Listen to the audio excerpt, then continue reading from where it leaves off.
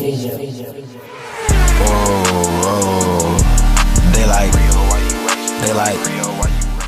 up, y'all? This is Relly back with another video. Yes, son. Today we got to talk about the Los Angeles Clippers because after what we watched last night, we witnessed some things and we kind of figured out some things. And first thing first, the Los Angeles Clippers need Paul George to be Paul George, right? Paul George was hooping like Paul George game 2. Paul George was hooping like Paul George game 3. And it showed, right? Not only does Paul George has to play like Paul George, but the Los Angeles Clippers role players is going to have to do their job. You get what I'm saying? Because Kawhi has showed that he's going to give you 30, 40 points a game.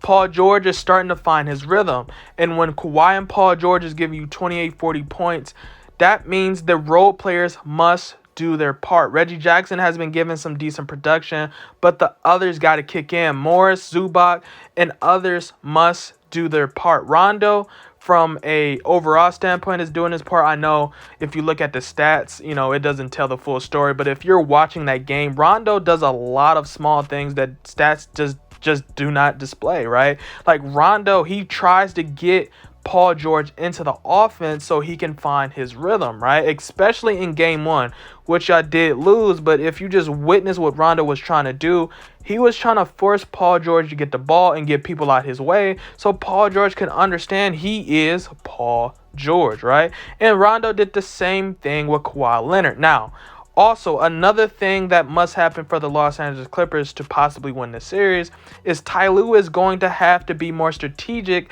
when it comes to what he does for his rotations. You get what I'm saying? And I believe one of the things he must do strategically is play Rondo more. I think Rondo plays better with that Kawhi Paul George unit. And I feel like he plays better because of what he does on the floor other than just scoring the ball and passing the ball, right? It's the defensive schemes. It's everything, right? This is why even Rick Carlisle even said he just simply stopped calling out plays because Rondo he understands the plays. He knows the plays. He's reading those plays because he is a very educated, smart IQ player.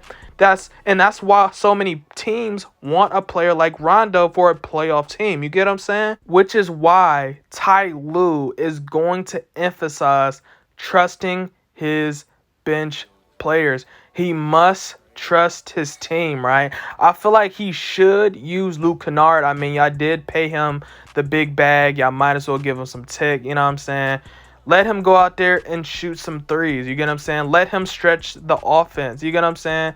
Let him help the team find a rhythm, right? Because as y'all see in the fourth quarter of game 3, y'all witness as they start hitting some threes, start following a rhythm, all of them start feeling good.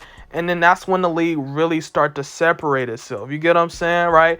Like right now for the Clippers, y'all are still in a situation where y'all are trying to find y'all groove. Anybody that's watched this series so far, y'all witnessed that, right? Game 1 was pitiful. Game 2 was okay in terms of Kawhi and Paul George. But game 3, this is where y'all really proved yourself, right?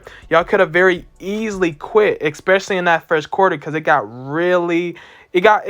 disastrous real quick. But y'all managed to play like a playoff team that had vets, and y'all chipped that away, made a league, and y'all won the game. You get what I'm saying? And this is what the Los Angeles Clippers is going to have to continue doing if they want to beat the Dallas Mavericks in this series. You get what I'm saying? And this is also what the Los Angeles Clippers is going to have to do to prove the world that this is a team trying to contend for an NBA championship.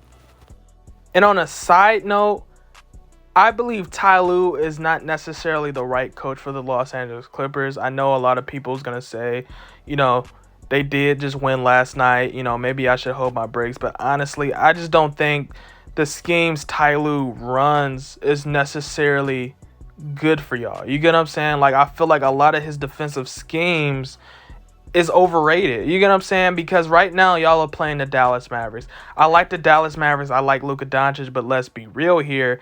When the first 2 games, y'all let Tim Hardaway Jr. go off. Jalen Brunson go off, Dorian Finney-Smith go off, that is a huge problem, right? So when y'all play teams that is a lot deeper than the Mavericks, more star-heavy than the Mavericks, this is where y'all schemes is going to really get exposed, right? And I feel like Ty Lue in general is going to get exposed because what he's doing here is not really helping the Clippers be successful. Now, y'all did pull off the victory tonight. That is great. But I just feel like when y'all play more legitimate competition, if y'all get past this series, this is when Ty Lue quality of work is going to be put in question, because honestly, Doc Rivers was not the reason why the Los Angeles Clippers fell short.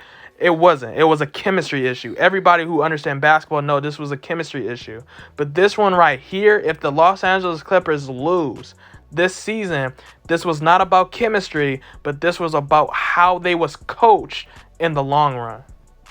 And for more amazing content, make sure to hit that subscribe button so you can be a part of the grind. And with that being said, go. Hey. Motivated all about cash flow, ran it up and ran out of excuses. In the field and we turn into hoopers. For the clip like bonds we shoot. Just like some soldiers we trooping. Step back 3, we hooping. We on house just like Fortnite.